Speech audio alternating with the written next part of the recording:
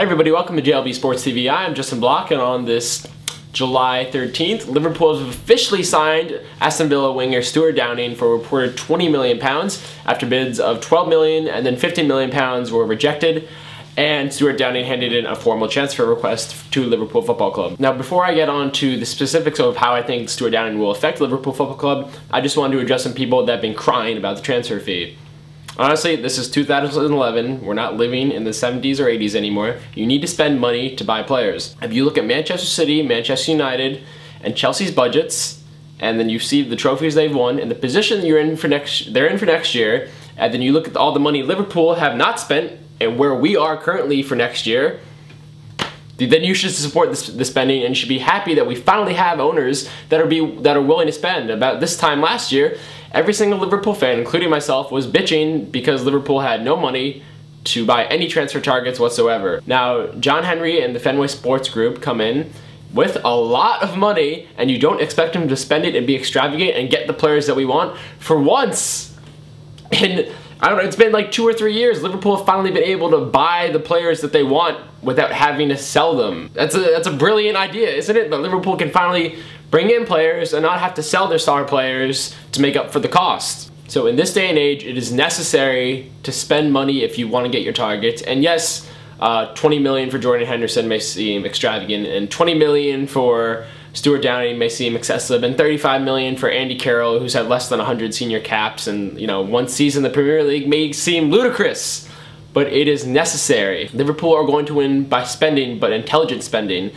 They're going to spend all the money in the world it takes to get their players, but they're going to get the right players. They're not going to just get a name. They're going to get a player, they're going to get a character, and they're going to get a man that Kenny Dalglish is going to manage to victory and glory, and hopefully another Premier League title one day. Now, as for the Stewart Downing signing, this is absolutely great. This is the first true winger Liverpool have had since, I guess, Ryan Babel. Since Ryan Babel was a winger. This is the last winger Liverpool has had since Ryan Babel.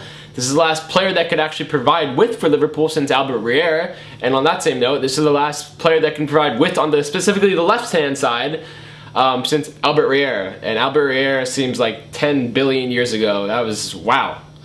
That's an old player for Liverpool. Stewart Downing finally provides the pace, trickery, and creation ability down the wings that Liverpool have lacked and so dearly needed, especially on the left-hand side. And here's an interesting fact about Downing, as well as Henderson and Adam, that I found on Twitter. Last season, Stewart Downing, Charlie Adam, and Jordan Henderson created 239 chances in the Premier League, equivalent to 56% of Liverpool's 2010-2011 total, which is 429. So that right there, signing three young players who are about to enter their prime, is creating a blueprint for success, and they're going to create boatloads of chances for Suarez and Andy Carroll and whatever striker we have up top to capitalize on. So that's all for today of JLB Sports TV this July 13th.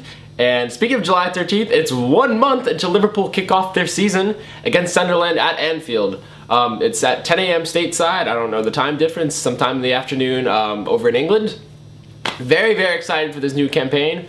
Probably about, I'd say, beginning of August, I'll probably do a Liverpool season preview video for all you guys to see.